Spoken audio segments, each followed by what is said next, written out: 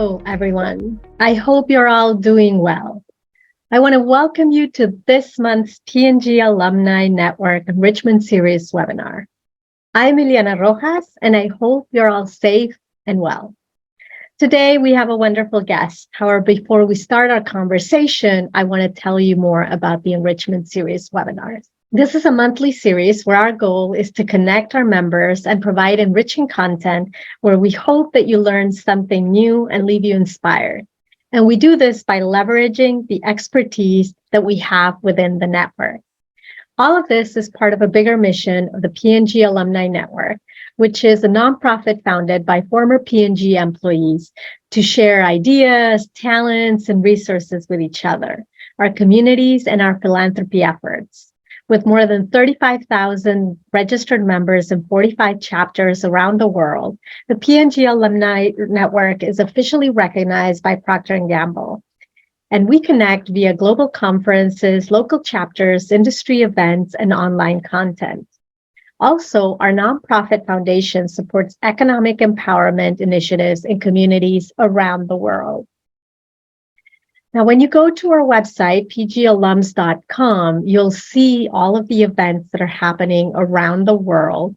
You can see some of them on the screen for what's happening in the next 90 days. And you'll be able to click and learn more information. And this keeps getting populated throughout the year. So I'm positive that you'll find something interesting. Now, also, we have our global conference, which happens every other year. And this year, it's going to happen in Washington, D.C. So save the date from November 2nd to November 4th. It'll be in person this time around, and it'll be in the Renaissance Hotel in downtown Washington. So save the date and sign up for our newsletters to stay informed, because we'll have more information to you shortly about this event. Let me introduce our guest today, Rajwani, and he'll be sharing with us a leader's role in enabling continuous growth. So let me stop sharing my screen. Al, thank you so much for being here with us today. All right. Thank you, Ileana. Thank you also to the PNG Alumni Association for all the great work they are doing and also for inviting me today. Besides Ileana, I want to thank Aida Abdelghani, and a very special thanks to our own Hannah Bahirwani. Now, she gets a special thanks because she's part of the PNG UAE and APNP alumni, right? So thank you, Hannah, right? I also want to reach out and say hello to all the PNG alumni that are joining today. Assalamu alaikum, Ramadan Kareem, Namaste, Annyeonghaseyo, Ni hao, Kemcho, Kiayo, Jambo, and Habari gani. All right, that's the hardest part of the presentation. The rest should be pretty simple, right? I'm going to talk today about a leader's role in enabling continuous growth. What has to be in place to grow a business continuously for a decade or more?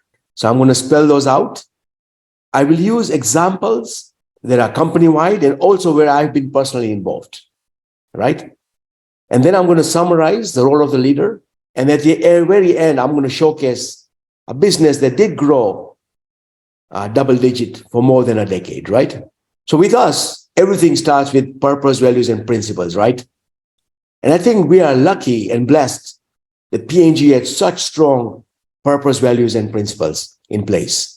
I want to start with purpose. I'll talk about values and principles a bit later, right? So we had gone to Cincinnati for our annual meeting where all of the GMs get together. And the company mentioned they were going to make a change to our purpose. They were going to add only 2 words. Besides branded products, the words "and services" would be added. Now, this was about 15 to 20 years ago. I couldn't get the exact date, right? And all of us kind of looked at each other and saying, what services? What kind of services can PNG offer, right? We're all about products, right? And then somebody said, yeah, but we're selling some engineering services, right? We had some expertise in the way we run our plants, and we were going to sell that, right? And then you fast forward to today. So you have tide cleaners. There's currently 188 in the US. There's a total number of 28,000 away from home laundromats in the US. and the size of the category is 11 billion. Thai Cleaners has been rated as the #1 franchise opportunity in the US, and they're completely transforming the category.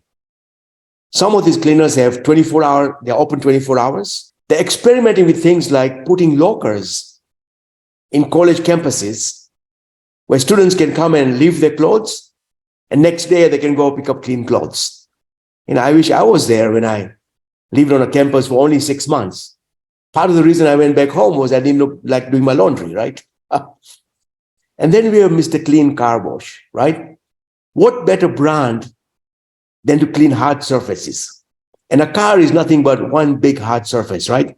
There's only 18 in the US so far, but there's 62,000 car washes in the US, and the category size is 14 billion, right? So now the purpose, services, makes a lot of sense. And I'm sure this is just the beginning, right? And I'm sure at some point, Thai Cleaners will become the first billion-dollar service brand in the company, right? So this shows you the importance of purpose. Now, you also need a winning strategy, right? And a winning strategy is all about making tough choices. And I want to give you 2 examples. But first, let me talk to you about how we create a winning strategy, right? At P&G, we use the OGSM model, right? Objective, goals, strategies, and measures. And it's all about where to play and how to win, right? I found this over the years to be an excellent way of developing your strategy. And we usually debate every single word that goes into it. The company develops it, and then it gets rolled down to all the different countries. Now, here's where the tough choices come in, right? So P&G had 175 brands, and actually it was all the way up to 225, depending on when you started. And a few years ago, the company decided that we were going to downsize to 65 brands and 6 categories. This was an extremely tough decision, right? Now, the data was pretty compelling. The 65 brands made up 85% of our NOS, of our sales. The balanced brands, 110 plus, made up 15%. These were actually growing slower, much slower than the 65 big brands, and they were much less profitable. And then the biggest advantage of downsizing was the complexity. I remember working on colorants in the AP&P. We had the Vela colorants, Colestone, and Nice and Easy for Miss Clairol, right? And we did pretty good with that category and those brands, but we had to work extremely hard managing all the different shades and remnants and all kinds of things like that, right? So when the company downsized to 65 brands, and there was a bit of pain involved in selling these, right? It was almost like a weight had been lifted off the company's chest, right? And the company started doing really well.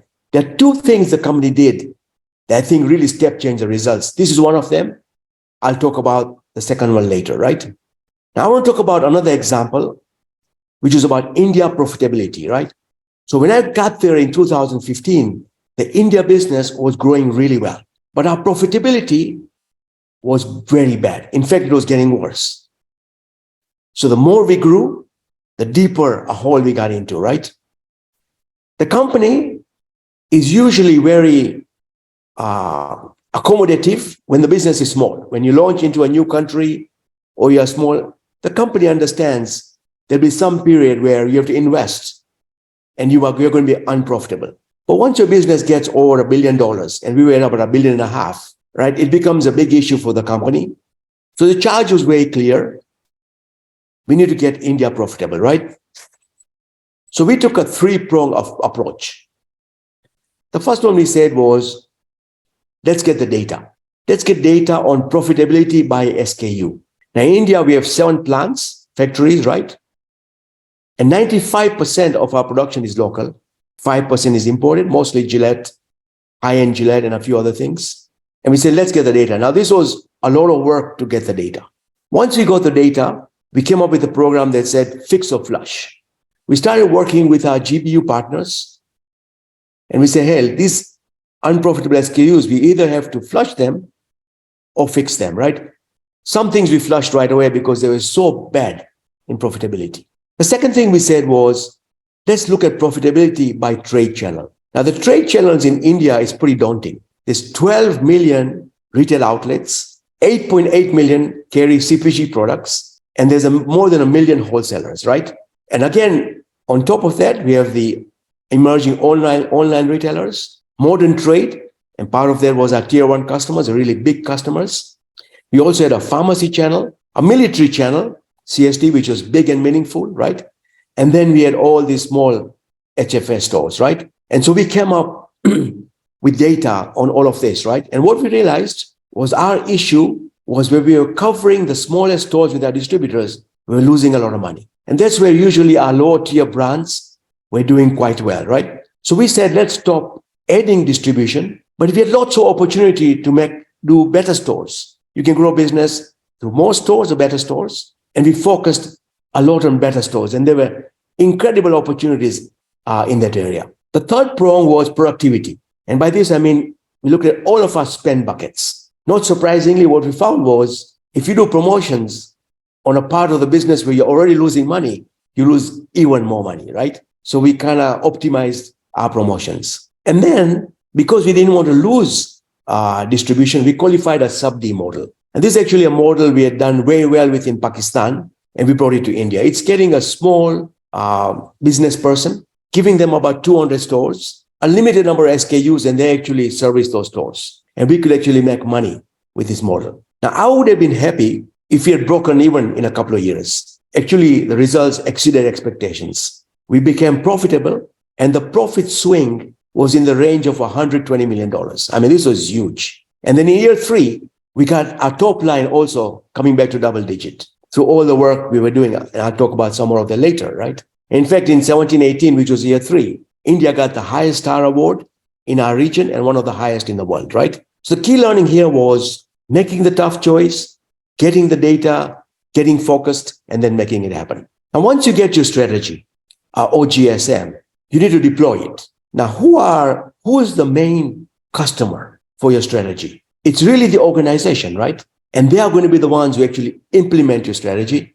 And also, your distributor partners play a big role in that, right? And what I found, and we did this in the APNP. APNP is Arabian Peninsula and Pakistan. They're just deploying the OGSM as it stood didn't really work. It wasn't memorable. The people didn't remember it, right? So you came up with this concept of the house, right? So you have your roof, and the roof is where you have your target, your sales target and your profit target, both. Now, people would ask me the question of, you're an MDO. Why do you worry about profit, right? And I'm going to tell you something that I got from John Moller's webinar about a month ago. By the way, if you've not seen John Moller's webinar and David Taylor's webinar, you must see it. They're available on the PNG alumni website, right? What John said is, if you look at the top line of the company and you correlate that to the company's share price, the correlation is only 11%. I mean, this is shocking. If you take the bottom line, the correlation is only 17%. These numbers shocked me, right? But if you look at operating TSR, which takes both bottom line and top line, the correlation goes in the mid-60s. And that's why the concept of balance that John talked about, top line and bottom line, is so important, right? The second concept we came up with was BOF, brutal obsession with fundamentals. And it started by us saying that we need to really focus on fundamentals. And we added the word brutal obsession to make it memorable. And also to say we are really committed to our fundamentals. I was feeling pretty good about this until Laurent Philippe, who was my boss, and he was French. He told me in French, BOF means so-so. But we still stay with BOF because people understood it, right?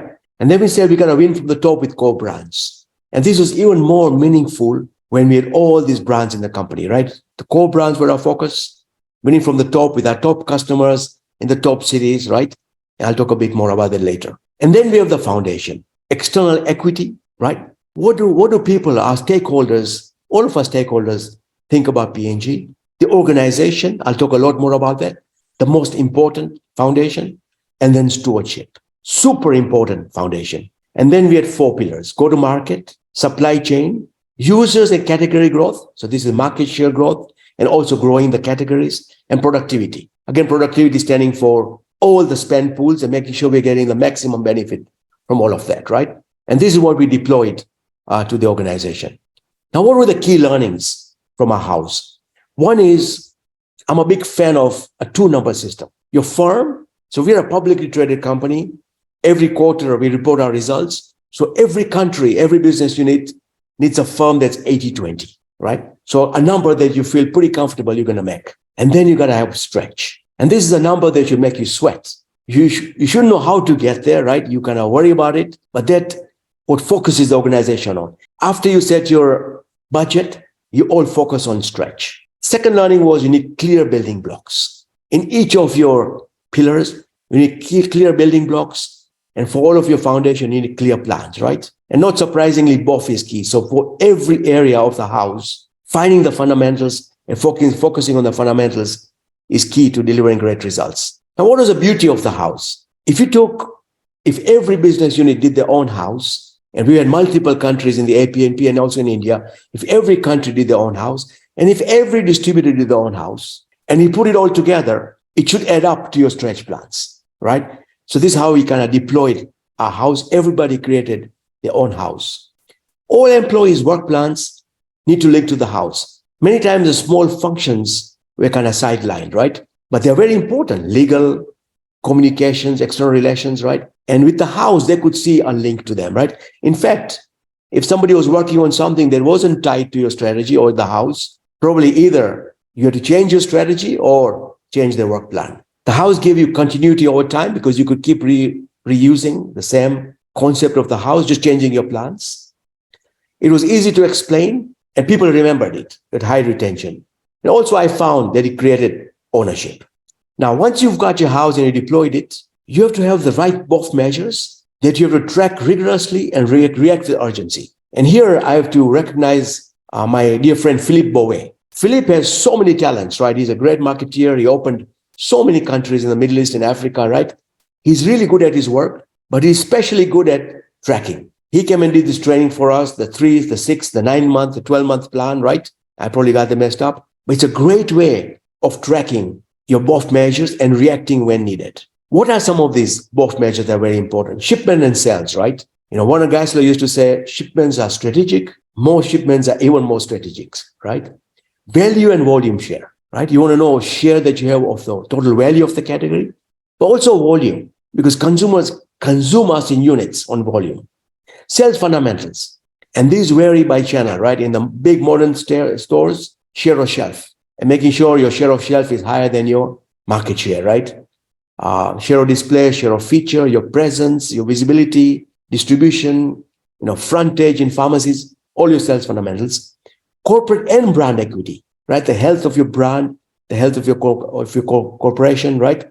Trial, penetration, CDI, again, critical to driving market share and market size. Service levels, and this has to be SAMBIC, service as measured by the customer. I'm going to talk a lot more about this one. Stewardship, your CSAs, your audits, and then some organization scores like retention and OCS scores. So let me give you one example where there was a big difference between internal and external tracking, right? So when I went to India in 2015, we did a review, right, with our product supply group, and we looked at our measures, and these were plant CFRs, right? So our factories, when they got an order, they would measure themselves against case fill rate, right? How well they did against those orders. And all the numbers were very, very high. They were in the 90s, right? Now, we were also at the same time doing top to top with all of our key customers. I felt that those were important as part of my onboarding and also to get to know everyone, right? So one of our top to tops was with the Walmart team. And my dear friend, Mark Braden, who was on the Walmart team, was visiting us in India. So we said, let's go to Delhi and meet with Walmart, right? And then Walmart had a great suggestion. They said, we are driving to Agra, which is about a 3-hour drive. Why don't we drive together? And then we'll walk the store in Agra together and discuss our opportunities. I love this. This gives you 3 hours to have a lot of discussion, right? And so we started our driving and everything was really great and polite. And then I asked them, how does P&G rate when it comes to service? And they said, well, how's the weather in Mumbai? So they didn't really want to talk about it, right? So I pushed some more, right? And how do you rate P&G? They said, do you follow cricket, Al? I said, no, I don't, yeah, but I'll get into it, right? Finally, they said, look, we rate 14 companies and P&G is in the bottom third. And this was like a kick in the head. And I said, who's below us? They said, you won't know these companies. They're all local companies. So something was wrong. So we decided that we're going to work together and figure out what's going on, right? Now, this is one of those things, guys, that you really have to get in the weeds, really find out what was going on. And we found out many issues, right? So the plans we're doing was they would look at all the orders and they would measure themselves against only the orders they accepted. And they had good reasons for rejecting many of the orders. The codes were wrong, et cetera, right? And then we looked at our distributors, right? And then we also looked at our customers, right? And a big clue came when the plans told us that the distributors and customers keep ordering things we don't make anymore. That's when we realized that our distributors' database and our customers' database was completely corrupted. So we started working on that. Now, our customers, guys, don't have time to get into this kind of detail, right? So we took a person from P&G. And by the way, this issue was not just Walmart. It was with everybody and with most of our distributors. So we started implanting P&G people into our customers to clean up the database and clean up all the issues they were getting in the way, right? Now, there's a happy ending. A year later, we had another top-to-top with Walmart, and we had worked really hard with their help on the supply chain. And one of the guys used to say that you should have service so good to your customers that they should tip you. They didn't tip us, but they did two things. One, they gave us an award for being number one. So we went from bottom third to number one. The second thing they did, guys, and I've never had this happen before, they gave us a standing ovation. I've never had a customer give us a standing ovation, right? And what we found out is service is so basic, right? You've sold them something, they've given you an order, they promised to pay you. And then if you don't get it to them in time and in the way they measure it, whether it's cash fill rate, line fill rate, however they measure it, if you don't do that, you can talk about joint business planning, category management, all those things, but they're not listening to you. Service has to be right, okay? So the key learning here was about external focus, having operating discipline, systems and processes, right? When you introduce SKUs, discontinue SKUs. And by the way, many of the SKUs should never have been launched, right? That was one of the key learnings. Now I want to talk about the organization. And this is by far the most important thing if you're going to deliver continuous growth. Now I'm going to quote Richard Dupree, who was the president of Procter & Gamble in 1947. He said, if you leave us our money, our buildings, our brands, but take away our people, the company will fail. If you take away our money, our buildings, and our brands, but leave us all our people, we can rebuild the whole thing in a decade. Richard Dupree was the first CEO, chairman, president who was not from the Procter & Gamble family. So he was our first external president. And this summarizes it. People are our most important asset, right? So when you have an organization, first you have to structure for success. And I'll talk more about that, right? Smell of the place. People should love working there, right? They should enjoy it. Diversity, equity, and inclusion, no brainer. It's the right thing to do, and it's good for business. Lots of data that boards with more women on them do better, right? Diverse leadership teams do better. And I think P&G is one of the best in class in this area. Stewardship and operating discipline, I'll talk more about that. Execution. The only execution the consumer sees, the only strategy the consumer sees is execution. That has to be a competitive advantage. And it was for us in the AP&P. A winning mindset, celebrating wins and having fun, transparency and accountability, agility and resilience, right? Things happen, right? In India, we had something called demonetization. With 4 hours notice, 85% of the currency was valueless. And this is in an effort to crack down on black money, right? And then sometimes it's a planned thing. So India was introducing GST, global sales tax, right? India used to operate as 28 different states, 28 different countries. Everybody had their own tax regime, right? So the move to GST was much welcomed, but it was a humongous change. And the GST was different by category. The day it happened and we pressed the button, everything worked. We all started breathing a sigh of relief. And there were people who slept in the office for a week, guys. Some companies pressed the button and they were down for a week. And resiliency, right? And I think COVID was a good example. I wasn't there for that. But people had to work really hard to get through COVID and be resilient with all the changes that were happening. Externally focused, I already gave you one example on that. And let's talk a bit about structure. I said the company did two things that really step changed our results. The second thing they did was our structure. We used to be, like John Moeller said, a company of 3 companies. There was GBUs, MDOs, and functions. Each one of them could run the company and they thought they did, right?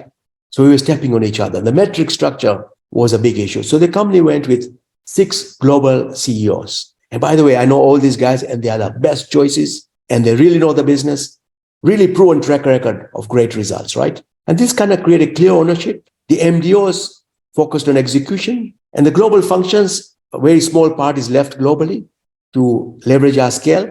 All the rest was integrated in the GBUs, right? And then the company said, we're going to create a small exception for focus in enterprise markets where they'll have more of a say on a local basis, because these are the emerging markets, right? The enterprise markets. I want to give you another example, right? In 2006, a decision was made to hub Pakistan with the Arabian Peninsula. And I remember when I got the phone call from Warner Geisler, it didn't really make that much sense, guys. I was excited by it, right? Kind of a new adventure, but the language is different, right? And the socioeconomic status is completely different between Pakistan and most of the Arabian Peninsula countries, right? But what happened? All of a sudden, and we started with a strong team on the ground in Pakistan, and all of a sudden they were getting incredible amount of focus and support from the AP leadership team, later on the APNP leadership team, right? And then we made one change that really completed the picture, right? So after working with a local distributor in Pakistan for a few months, we realized we had to make a change. This person had done well for us historically, but they were not the right partner to go forward, specifically in the amount of investment the business needed. So we opened up the AP playbook, right? When in the AP, when we had an issue in Bahrain and Yemen, we took our Saudi distributor, the Abu Dawoods, who was also a joint venture partner, and they came in and took over those businesses, and the businesses did really well. So we brought the Abu Dawoods to Pakistan. And after a period of negotiation, they actually bought the business from the Pakistan distributor, and they started investing heavily, right? They invested in infrastructure. They brought in a great general manager who got his lead team together. And then they started investing in the rest of their organization, right? They brought in SAP, from the AP to Pakistan, right? So now we had a strong local team. We had support from the APNP, support from Geneva continued, right? And we had an amazing distributor, right? And the business just took off, right? And we had a strong local leader, right? And here he is. Some of you might not recognize this, but this is our own Kaiser Sharif, right? And this was his second stint in Pakistan. This picture is from 1995, and he's seen here with John Pepper, right? So he knew Pakistan. I think he was a second general manager in Pakistan after Philip Bowe, who opened up the country, right? And so he came back and helped us drive the country, right? And that business did incredibly well after that. Now, the other thing that has to be in place is internal collaboration, external partnerships, right? Everybody within P&G is part of the team. And we need to avoid internal conflicts. Where those come up, agree, disagree, commit. If you have a personality conflict with someone, stop, start, continue, do the exercise and move on, right? Because they're all part of the team. We got to work together. Then we need true win-win partnerships with all key stakeholders, customers, distributors, agencies, influencers, government agencies, and I added key suppliers. During COVID, we found out the importance of the supply chain and how important our suppliers are to our success, right? So let me talk about some of these. The distributors in many of our countries give us long-term continuity. Many of us go there, and after some period of time, we leave. I was there in the AP for 12 years, but then I left. Our distributors, and these are family-owned entities, we've been partners with some of them for 50 years. They give us amazing continuity. Distributors must be profitable, right? Now, this goes both ways. In the AP, we trim some margins and we increase some margins early on, but they must be profitable, right? And when they're profitable, you can ask them to invest in supply chain, IT, in organization, etc.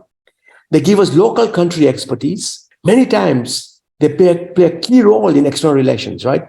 When there's a new regulation coming somewhere, they help us, either change the regulation or make sense. We know about it, right? So we plan for it, etc., right? And one change we made was, in the past, P&G would make an acquisition, paying billions of dollars, and then we'd have this fat acquisition reserve, and P&G would pay the outgoing distributor, and they would move this business to our distributors, right? It didn't make any sense, guys. We already paid for the acquisition. Our distributors were getting a new business. They should pay for it. So we came up with this principle in the AP, and then APNP, of course, the Abu Dawoods paid, right? This move along, the NPV was $240 million, right? So distributors are critical. Success looks like their people should be interchangeable with our people. in the sales department, in supply chain, right? They should have the same skills. And we had that in the AP. Some of the best distributors in the world, right? People used to come and learn from us. Customers have to be profitable on our categories, right? Now, some categories like diapers are very difficult because they use them as loss leaders. But then we have to create like a diaper center, right? Or a store within a store, right? Okay. When I was training with the Walmart team in Arkansas, right, in the early 90s, I talked to Tom Buccio, who was the founder of the Walmart team. He said something that was very interesting. He said, look, we're going to win the wins, lose the losses. And he was talking about our competition, but win the ties. If you win the ties over the long term, you get a huge strategic advantage. As part of customer relationship building, top-to-top meetings, joint business plans, scorecards, we learned all this from Bob Fragol, right? And my favorite, you take customers to HQ, to Cincinnati. And we did this both in the AP and in India. You take them to HQ, Cincinnati, for 3 days. Day one, they see the P&G archives, how the company was formed, when our brands were launched. It's an amazing story, right? They meet with top management. So they get a feel for who's running the company, right? Then we meet with the central team. Milan Turk was running it, right? We see the store of the future, the home of the future, right? In one case, we were trying to sell them a baby center, and they have an amazing tabletop planogramming tool, completely digital, where we were moving categories around live, right? In Cincinnati, as we were planning the center, right? Day two, we go for store checks. So they can see the full range of what the company has to offer, plus the different formats in the US, right? And there's a store in Cincinnati called Jungle Gyms. This used to be their favorite because there's like, when you enter the store, there's music, jungle music playing, and they have products from all over the world. This was like their favorite store. It was hard to get them out of there, right? And then day three, and this was where really it cemented everything. You took them to our R&D technical centers. And when the customers met our scientists and they saw the knowledge that we have in our categories, right? No matter what it was. And of course, we picked the categories where we wanted to try and make a step change with our customers' businesses. I mean, after this, our customer thought of P&G as a completely in a different view versus what they had, right? So one time we were in Cincinnati, and this was during A.G. Lafley's time, and I got a call from his office saying, look, we have a baseball box in the Cincinnati Red Stadium. There's a baseball box, and we had a last-minute cancellation. AG made a principle that if it comes open, it goes externally first. Since you have customers, would you like to take that box? I said, of course, right? So all of us showed up to the box, and here are some pictures, right? So all of us were there. It's great food, great drinks, and we're enjoying the game. The only problem was nobody understood the game. So I had to do like a baseball clinic, right? Okay. And here's a couple of our characters, Khalid Adawi and Adam Kamal, enjoying the view. And this was the indoor-outdoor box. So we were outdoors talking to people in the boxes next to us. We were all really curious, what we were all doing there. Really fun, very good people in Cincinnati. So we had a very, very good time with that. All right. Next, I want to talk about government agencies, right? Simple principle. You need to have a relationship with these government agencies before you need their help. When you call them during a crisis, it's the wrong time, right? So in India, we said, okay, every state where we have a factory or a plant, we're going to go meet the chief minister. And then we're going to go to Delhi. And with the central government, we're going to meet all of the top ministers, right? And we would start our meetings by talking about all the things that P&G does as corporate citizens. And we are very good corporate citizens, guys. We have school programs, both in India and Pakistan, right? Where we build schools, we've improved schools. The girls' menstruation program, guys, this is the most touching program I've seen, right? We take girls and their mothers together. We train them about menstruation, about the use of pads, right? Okay. And then the girls write a letter to the mother that is so touching about how much they love them, right? Okay. And this is a society-changing, life-changing experience, right? Because girls, when they start menstruating, if they don't have the right protection, they start missing school. They start missing a week a month. And then they drop out, right? Okay. With our program, they stay in school. Okay. Pakistan is an amazing health there, where they teach kids about hand washing with the Commander Safeguard program, right? Local production. We have 95% local production. We create direct jobs, indirect jobs, sustainability, right? And disaster relief and clean water. P&G has donated 25 billion liters so far of clean water through Pure, right? Once we talk all this, the government officials look at it as a different light. Their thinking is P&G is a foreign company. They are here. All the stuff is being imported and they're just taking all the profits out, right? And many of their priorities match with our priorities. So then we start partnering in these school programs. And, they want to give free pads to the girls. So we help them with that, right? It completely changes the game, right? So this was our learning with government officials. So this was, one of our top meetings. Of course, David Taylor came and we met with Prime Minister Modi and a wonderful discussion with him also, right?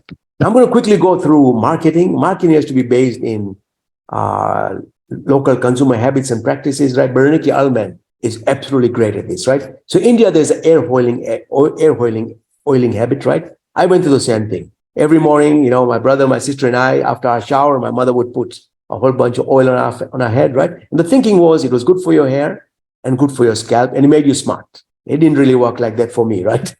And this is a brand in India called Parachute Coconut Oil, right? Now, girls in India, when they go to school, they wear a uniform and they have to have their hair braided, either in one braid or two braids called chotli or chotlo, right? That's what we call them, right? But when they start college, that's when they'll start expressing themselves and they get much more involved in making their own purchases, right? And we had a product called Pantene oil replacement. We used Priyanka Chopra, who was like Miss World, and she was in Bollywood and now in Hollywood, right? As a standard of excellence. But then the breakthrough was this young lady called Lily Singh. She's Canadian with an Indian background. She's a huge YouTube star, also on Instagram and all the other YouTube, TikTok, right? And as part of her YouTube series, comedy series, she plays her own mother and her own father. And she's always arguing with them about traditional Indian values, right? Such as getting to the airport early and the use of technology and when she's going to get married, right? All of these things, right? So she was a perfect influencer for us, right? And then we came up with this selling line, right? Tel lagao means put oil on it. It's a slang term to write it off or get rid of it. And the slang term was tel ko tel lagao, right? If you get a chance, guys, look her up, Lily Singh. She calls herself Superwoman, and she was perfect for this role, right? The other thing we learned was value is in the eyes of the shopper, consumer. So Unicharm launched pants ahead of us in India, right? And they got a lot of share from us, and we started getting it back. And we got share leadership back in the pants segment, except up in the north, where they had their factory, they had share leadership. And the key issue was this SKU right here. Singles, one single diaper selling for 10 rupees, right? And we couldn't do it because our lines would run very slow if we did 10 rupees. So we thought, let's do 2 diapers for 18 rupees, a 10% discount, right? But when we went to talk to the retailers and the mothers, they said, no, I'm using 1 diaper a night. Some of them are using 1 diaper a week. I want it fresh. I don't mind paying 10 rupees, right? And then we talk to retailers. Indian retailers are very smart. They say, okay, we'll sell it for 18, but we won't give them change back in 2 rupees. We'll give them a piece of candy or something else, right? So when the husband or one of the children goes to buy this, they won't come back with the 2 rupees, right? We couldn't make sense of this. We didn't launch it. We stayed because it was unprofitable, right? But the key learning was the value is in the eyes of the shopper or the consumer, right? All right, this is one of my favorite examples. To keep the business growing, search and reapply internally and externally. Scorecard does not care where the idea came from, right? So I was on the Charmin brand, right? I spent 7 years in marketing in Cincinnati. Most of the time I was on Charmin as a brand manager and then a marketing director. And we had a long-standing campaign with Mr. Whipple, and he was a shopkeeper. He would tell shoppers not to squeeze the Charmin. We actually wanted them to squeeze the Charmin because when you squeeze the Charmin, it was much more softer with a technical advantage that allowed Charmin to be softer, right? In 85, he became irrelevant, so we stopped using him, right? And notice the package. It was a blonde-haired baby with blue eyes. One time we tried to give a baby a haircut, and there was a big uproar, right? So we left it alone, right? In the 90s, we decided to launch Charmin in Europe, in Germany, and in UK. And I still remember the day when a creative from DMBMB, from the London office, presented the Bear campaign to us. And we just loved it, right? Okay. And then the big move was when the Bear campaign came to the US, and in 2004, the Bear was put on the package. That solved so many problems for us, right? A much more inclusive package, right? And the Bears transformed the category. This is a category you can't talk about openly. But with the Bears, you talk about things like enjoy the go, get Charmin clean, you don't have pieces left on skin. It's 23 years and still growing strong. The brand Charmin branched into Charmin Ultra Soft and Ultra Strong. And so we have the blue bears for Ultra Soft, the red bears for Ultra Strong, and there's a product called Charmin Ultra Gentle, which is green. Maybe at some point we'll have green bears, right? Now I'll talk about some things that can derail the results, right? Short-term versus long-term choices, cutting marketing spending is a no-no. Trade-offs, either top line or bottom line, you need both. Losing touch, I'll talk about that. Complacency. As soon as you hit your stretch, set another stretch. Win-lose with any key stakeholder, internal distractions, and stewardship issues, right? So let me talk about a big stewardship issue that happened to us, right? And this was a dark day for the company, right? In April 2011, P&G was fined 211 million euros, $306 million for participating in a laundry price-fixing cartel. Unilever was fined 104. Henkel, because they flagged it, didn't get a fine. So what happened, guys? Because all of us are trained in our PVPs. I still carry this card around with me, right? This was a major lapse in our values and principles, right? Okay. The people involved, and some of them, unfortunately, were pretty senior at the GM level, right? Somehow rationalized to themselves it was okay to participate in a cartel, right? So what do you do to avoid this, right? And there are a few things, right? One is, we do CSS, take those very seriously, right? Internal controls, think of them as a resource. When they flag things before it becomes a big issue, it would have been great if they'd flagged it for us, right? We would have escaped a fine, right? They are a resource for you, right? And you need a strong company steward in the AP with this guy called Mohamed Sob. Even I was afraid of him, right? Really a good guy. Okay, but I'll keep moving. Competition. One time we built a factory in South Africa. A competition attacked us in the AP, right? So when you think about competition, it's good to be a bit paranoid and think about the global impacts. Global CPG is $20 trillion, CAGR of 3%, growing really, really well. There's plenty of opportunity without attacking wall fortresses. All right, the money slide. What is the role of the leader? You set the vision and the strategy. You get the right people on the bus in the right seats, right? You motivate and reward. You sell your results and your people. You drive and appropriate. You console and give hope. You filter and shelter. You hold people accountable. You create a winning environment. You create agility and resiliency. You create external focus. And you earn the organization trust by being a servant leader, right? Now you have to be the role model. You have to live and breathe the PVPs. It's what you do versus what you say. Be externally focused, operating discipline, management by walking around, right? Just being accessible to people. Deep caring, empathy for the organization, personal accountability and courage, transparency, and have fun, right? Now I want to talk to you about one person that's best in class in these areas of empathy for the organization. And this is our own John Pepper. This is a photo of the company jet, and all of us are flying from Jeddah, okay, to Karachi. And John came to visit us. Dimitri was also there, Laurent Philippe, right? And as soon as the plane took off, John did a one-to-one with everyone there. And he talked about their families, their businesses, right? John came to Korea and we had a meeting with our top retailer. And the top retailer just happened to mention that his daughter went to Yale. John went back, phoned up his daughter and took her out for lunch. This is what our leader really does, guys. Best in class, right? So I'm going to quickly run through this AP&P. This is my favorite chart, guys. We grew 11% over a decade. This is License number 1 to employ females in Saudi Arabia. One of my proudest achievements, right? Fahad Abdul Karim, Naji, Abu Dawood were a key part of this. And then we were execution machine in the AP&P. So this is a pyramid we built in Port Qasim, and we built, announced a plant. And I'm just going to quickly flip through this, Ileana, and then turn it over to you for Q&A. So I hope it gives you an idea of the AP&P. So you want me to do closing comments now or later? Now, go ahead. Okay, so I'm going to do 3 photos to close my comments, right? I did 3 things well in life, guys. First, I married the right woman, September 3rd, 1979. And as you can see, I've not changed at all. Maybe I should have used a bit more oil. I found the right job. All of us who work with P&G guys are blessed, right? Whether you work for them 1 year or 37 years or 40 years, we learn so much. And P&G people, wherever they go, do extremely well. Just look at the Fortune 500, all the people there that are ex-P&G, right? And then I retired at the right time. I spent 8 months in San Antonio, Texas, 4 months in Calgary, both great places to visit. Please come and visit us and get a hold of me on LinkedIn. I'll give you information, right? And now it's all about giving back. And that's why I'm part of 2 non-profits in the biotechnical area, guys. And I just absolutely love it. So sorry to rush the second half, but Ileana, it's back to you.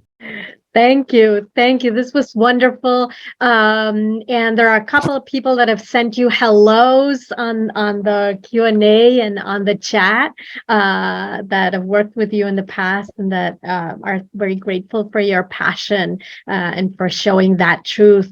What do you see the future of AI now that it's, the whole rage? Okay. So thank you for asking this question, Ileana. And I have a couple of slides to talk about this. So you guys remember the pillars I talked about, right? Okay. So when Julio Namath came to India, right, we presented the house to him and he had a great idea. He said, look, Al, there are some amazing IT companies in India. Why don't we partner with them and then let them work on all of the pillars of this house, right? The principle being, we don't pay them anything. We pay them based on outcomes. And once they build a prototype, they can sell it to other companies, including to other parts of P&G and other companies, right? So I said, that's a great idea. So we visited these companies and they are huge. Some of the campuses are so big, you need a golf cart to get around, right? So then we partnered with Infosys to give us a real-time sales dashboard. So you could see in real time exactly what was happening by distributor, by country, by geography, by region, by sales rep, right? And when you launch an initiative or something was slow, you could jump into that, right? TCS, Tata Consulting Systems, was going to digitize our total supply chain. They were going to take all of our orders and use AI to process them. All the ones that were good, they were put through them, kick out the ones that needed to be worked on, right? So within our SLA, our supply agreement with our partners, we could fix the order. Because sometimes there was a very small thing wrong. And if it was a big, we could go back to our partners, right? Accenture was working on our DTC. We have 6,500 women in India, more than our sales force. They knocks on doors in apartments every day. They do demos and they sell. But what we found was through tracking their cell phone usage, they were concentrated only around the metros. They were not penetrating other parts of Mumbai or big cities, right? So Accenture had a great database. So they could plan this for us. Also, we could do some 1-1 plus targeting. So we go into office buildings and set up booths where you would come and check your skin, measure the hair of your health, talk to you about Gillette, a private booth for femcare, right? And sell product there, right? And then Fractal was all about optimizing our spending, right? Creating a toolbox where anybody on any brand could put in the total budget and it would tell them the optimum number of promotions to do, right? Yeah. The reason I didn't put this in my main presentation was this is still work in progress when I left. So I don't know exactly where it stands, right?